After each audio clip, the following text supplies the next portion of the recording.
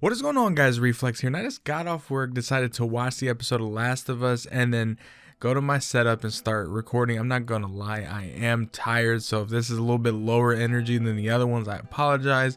But this is The Last of Us, episode 5, titled Endure and Survive. And this is actually a nod to a trophy you get if you collect all the comics in The Last of Us, so it's kind of interesting because that trophy is also called Endure and Survive. So it's a neat little thing that they decided to do. But this episode was actually like, I honestly think it's one of my favorite, if not the best episode that they've put out by far, because we finally got to see Henry and Sam. Now every single person that's played the game was dreading this episode, because we know the fate of Henry and Sam. And I mean, you just know what happens. And I think it's just so prevalent to the story that you knew that they were not going to change. It wasn't like Bill and Frank. This was going to be like just verbatim, and we pretty much did. They did make one change, but the change was actually, it almost made the whole episode even better than how it was in the game, because they made Sam deaf. And I don't know, man. And it's also just how the show did it, because you got a little bit more backstory, not entirely of Henry and Sam, but more of how they got in the situation they did. And you actually got to see the previous episode from Henry's perspective, which was kind of neat. It's like just seeing, you actually got to see Joel kill the person from Henry's perspective. And the funny thing is, if you go back and watch the previous episode, you can't see Henry, but you can see where he's looking at from, because you see those same like little 5 like window little panes. That is what he's looking out from, which is kind of cool, honestly, that I didn't notice. And I wonder if you actually go back and look, if you'll notice Henry. That'd be a nice touch if they actually do that, which I don't think they would.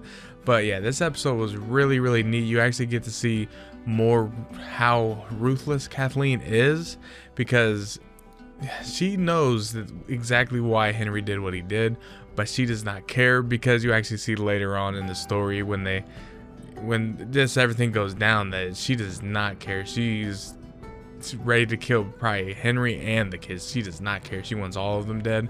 But this whole entire episode, in the game, you bond with Henry and Sam for this little bit. You go through pretty much what they went through in the episode, but it's just, man, the way it is in the actual show is just so much more emotional and meaningful for some reason. Like, I felt attached to the characters, given I'm a little biased because I already played the game, so I was kind of already attached before I even started watching the episode. But man, like, this episode was just insane. I mean, just seeing Henry, he looks a lot younger. I don't know how old he was in the game, but he was 8 in the show, and he looked a lot younger than in the game. And it's honestly, because I'm pretty sure in the game, him and Sam and Ellie just kind of pretty much looked like around the same age, pretty much, in my opinion. But in this, oh my gosh, it hits so much worse. Like, I got teary-eyed the moment, like, throughout the episode, I knew exactly, like, when they got in the tunnels and they got to that little sanctuary area, I was already starting to get teary-eyed because I knew what was coming. And just seeing Ellie and Sam bond it's just, I mean, you're already hearing me sighing. I don't even like talking about it right now, because that shit was insane. Seeing them bond in the way that they did, doing even like they did in the game, where they were actually like doing little penalty kicks with each other. And I mean, it was just neat. Seeing them talk about the comics together is a neat touch, but just seeing them act like kids, because in the show, like, that they don't have time to act like actual kids. Like, even in the game, when Sam goes to grab a toy, Henry tells him, like, what's the rule, and it's like, only take what you need. And he don't get that opportunity to be a kid. But it seems like in this scenario, since he's deaf, it looks like Henry is more like relying on, like, here's a bag of crayons and let him do his thing, because you got to kind of let him be a kid. You got to let him drown out the things that he can't hear anything, so he really don't even know. He's clueless to his surroundings and relies on Henry to really tell him what's going on and all that, which is even more sadder than actually like in the game. And oh my gosh, it's just It hits so much different seeing everything. I mean, it was just a neat touch. You've seen the drawings that you see in the game, just that sanctuary. There's a lot of neat Easter eggs between the two. But then you get to what was an interesting mission when you get the whole sniper mission with Joel in the game. But in this, they were getting pinned down by a sniper. Joel has to make his way there, which I actually did like it. I mean, it was a little bit more tense in the game, but that's just because you're playing against it. And I will say, like, there was no tenseness of the scene itself. I would say the only really anything tense you got in that scenario was when Henry and Sam went to run the other way, and then the sniper shot and then led back to the car where they were hiding at. But other than that, Joel makes his way to the building. You realize it's an old man rather than a young guy. So, you know, he tries to talk the old man into just sliding the gun his way and just leaving because he doesn't want to kill him. He doesn't. And he doesn't do that. And then Joel ends up killing him. But before he kills him, it switches to Ellie's point of view to where you never really see Joel actually do a kill. Like, it like cuts away to Ellie's point of view, which is interesting. And I think it's done that every single time after the very first time that he was pummeling that dude outside the QZ. Other than that, like, it's always just been a cutaway to Ellie every single time. Then you hear on the walkie-talkie Kathleen talking to the person that was in that little sniper tower, and you'd notice that, well, they were on their way that whole entire time. It was actually a trap. And here comes Kathleen and the entire pretty much rebellion after. It's kind of crazy. You send an army after literally Henry and Sam and I guess the unknown guy that killed Brian, but like you send this entire army after them, and this is where it starts getting, you know, if you like action and stuff like that and suspenseful moments, this is it, because you're just probably wondering, like, how on earth do they get out of this? And you know, you get this moment where it's like, okay, Henry's gonna try to sacrifice himself and try to talk Kathleen out of, you know, at least letting the kids go, but she is ruthless. She does not care. She says, like, what makes this kid so special? Have you ever thought that this kid was supposed to die? Don't tempt fate and all this and that. And when she goes to shoot Henry, she has to stop because she hears some rumbling. And the thing is, when the car crashed into the little house, next thing you know, it starts caving in and all these infected come pouring out, and it's a sight to behold in the show. I'm not gonna lie, like, you know, comparing like to The Walking Dead where they literally just walk, these are like, seeing the horde of this caliber is even more insane. And I loved it. I honestly loved it, because you see how not easy it is to survive like when all of them coming at you. But to make matters worse, you not only getting infected, clickers, but then you get your first bloater, what we've been waiting for a while. A lot of us assumed that we were going to get it during the whole Bill and Frank type thing, but then we realized that the Bill and Frank story was actually going to a different route, so they saved it for this. And we actually got to see a bloater get the signature kill that if you were to let a bloater, you know, get to you in the games, you would see this animation. But we get to actually see it in full effect in the show, where he rips Perry's head off, and it is gnarly, but it's pretty awesome. It's what I wanted to see. I didn't expect Perry to go out like that, but I mean, you get to see exactly how strong a bloater is. He was putting a full mag into him, and next thing you know, like, can't stop it. And then, I mean, to be honest, I don't know what he was expecting, because he really thought, he was like, Kathleen, just run, don't look back.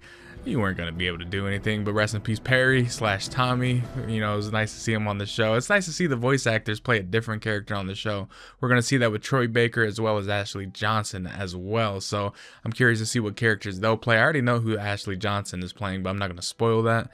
But then we get to Kathleen, and she's aiming the gun at Henry once again, but we get this child clicker that ends up jumping on top of her, which is the same clicker that happened when Ellie was climbing in the back of the vehicle to get away from everything, and had to get out the front.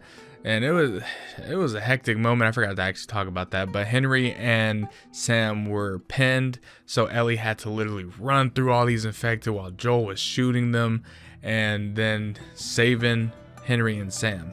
So you get to a point, like I said, Kathleen's holding the gun, the clicker pounces onto her, ends her life, and it's fitting that what ends her life is a child clicker, which is, you know, a life that she didn't view as necessary, because she just thought, you know, kids' lives aren't really meaningful because, you know, got her brother killed. I think that was her brother. But then you get later on to this motel. You know, Henry and Joel are talking, and as well as Sam and Ellie. You get this little neat moment with Sam and Ellie, but then you realize Sam is like not himself. He's asking, well, why, like, are you ever scared, blah blah blah. They have this little moment, but then Henry asks, like, if you turn into a monster, is it still you inside? And Ellie doesn't understand this, but then you come to find out that Sam gets bit just like he does in the game. And this is where it starts getting very teary-eyed, and it's starting to pull your heartstrings for sure. But what made it worse, because this does not happen in the game, but well, at least I don't think so. I might be forgetting, but what made it worse is that Ellie, you know, everyone's saying that she's the key to survival. She's the key to, you know, this just saving the world pretty much. She uses her blood to try to cure Henry. And Henry asks, you know, can you stay awake with me? And obviously she says, yeah, but then she says, I promise. And then it's a cutaway. She wakes up. You see Henry looking out to the sun, which you've noticed in previous episodes. It seems like the infected are drawn to the sun, so that's probably why. I guess you can say Ellie's not a snorer at all, because, you know, the infected wasn't drawn to sound.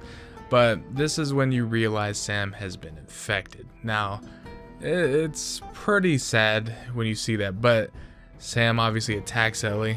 It leads into the room where Joel and Henry are sleeping, and then you get this scene where Joel wants to help, and Henry's pointing the gun at him like, no, that's my brother. Which in the game, Joel was about to just say screw it, and he was running to after. I think there was another gun to grab, and he was like running after. But in this one, Henry shoots near Joel and then instinctually shoots Sam and to kill him and get him off of Ellie. And then, oh man, the gut wrenching, because in the game, Henry says, "This is all your fault. This is your fault." And he keeps reiterating that a couple times, and he just says, "This is your fault." But in the show, he says, what did I do?"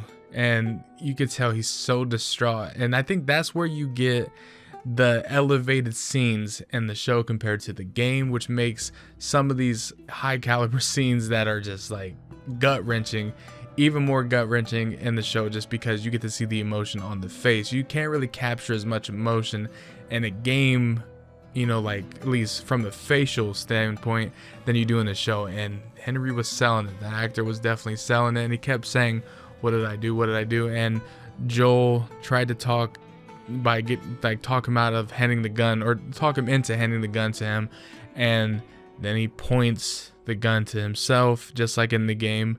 And as he shoots himself, now in the game it points to Joel, but in this sense it points to Ellie's point of view once again, and she gives out this like little scared scream, and then you can see her just distraught. Like, it's just it was terrible. Like, man, wonderful, like 10 out of 10 episode, but holy shit, like it was just gut wrenching. And then after that, Joel buries Henry and Sam, and Ellie's grabbing all the stuff, grabbing all of Joel's stuff, putting it right beside him, and then throwing, well, she put Henry's thing, what he was using to communicate with him, and put it on his grave, and it says, "I'm sorry." And at this point you can see Joel looking at it, and just I'm not entirely sure what you could take from it. I guess he's viewing it that this could be like their future. Like, he was thinking, why if it's, you know, Ellie that I have to bury? And I think this is when he starts realizing that he actually cares for Ellie. And you could tell, like, Ellie was just, she was so out of it, saying like, let's go. She just wants to move on. It was like this, it was the same way with Joel right after Tess died, where he was just willing to walk away and didn't want to stop to think about anything. And this was just how the same reaction, but for Ellie. It's the other side to the coin. You know, you have Ellie and Joel very similar in a lot of ways, and this was just Ellie's reaction to it. And the next episode will be when they get to Tommy and all that, so we'll get that entire ordeal. And that also means we'll get that scene, the famous scene of just the whole Ellie and Joel. The game, the people that played the game know exactly what I'm talking about. But you get that one scene where Ashley Johnson does the amazing job voice acting as Ellie, and you get that just cool scene. So I'm excited to see that in the episode, and we'll see where it goes from here. But yeah, this episode was a 10 out of 10, 100%. They have not missed. All 5 episodes have been amazing. I mean, you honestly, as a fan of this game, you can't ask for anything better, in my opinion. I don't think I mean, honestly, the only thing I would say that slightly disappointed me was the "it is over" test. That's literally about it. And that's just me nitpicking. All in all, I'm still chilling. Like it's been 5 amazing episodes. The sixth one, as this, depending on how emotionally charged that scene that I'm talking about is, it's probably gonna be another 9 or 10 out of 10, like one of those two. But this one's definitely a 10 out of 10. But let me know down in the comment section below what your thoughts is on this episode. Did you enjoy it? What's your rating of it? Just let me know your thoughts down below, because yeah, it was an amazing episode and I can't wait for next week. But I'm definitely going to rewatch this one again, because like, I don't think people quite understand, like, with these games, many of us have played these games numerous times, whether it's playing the original one multiple times, playing the remaster of the original multiple times, playing the remake of part 1 multiple times. Like, we've been through this so many times. We've seen Henry and Sam have this fate. We've seen Sarah die. We've seen that whole thing. We've seen this all play out numerous and numerous times, and we've all probably got teary-eyed. Some have cried, whatever it is. But then you get to the show, we know every single thing that's pretty much gonna happen, and yet it still surprises me and shocks me, and I'm just still somehow not prepared for the scenes that I'm about to see. And that I'm like, there was a struggle to honestly, like, with the whole Sam thing. Like, I knew the whole bonding thing with Ellie and Sam, just like, I was struggling to get through that. I was distraught that entire time. But yeah, I hope you guys did enjoy this video. If you did, leave a like, subscribe, and you guys know the drill. I will see you guys later.